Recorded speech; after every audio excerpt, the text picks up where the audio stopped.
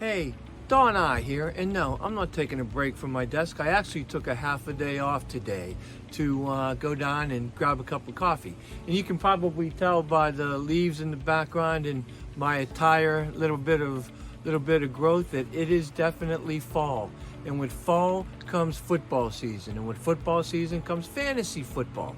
And you know, when I was down at the coffee shop, it was amazing to me how many people were sitting there with their phones and laptops, and I could hear them talking about what team they were going to bet on, and on the phones and laptops, making the changes. You can see their fingers moving, and what quarterback do they need to start. And I'm thinking to myself, I wonder how many of these devices are actually company issued.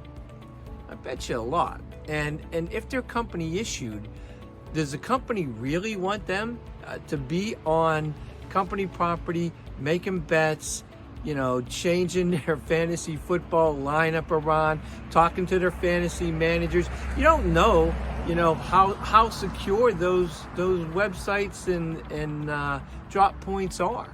So, if you're fortunate enough as a small employer or a large employer to be able to issue laptops and phones to your employees, if you don't have a policy prohibiting the use of these things, for personal use, such as fantasy football or gambling, you really better start to think about doing that, because the last thing you want is your company data exposed because one of your employees was changing from the Green Bay Packer defense to the Pittsburgh Steelers defense.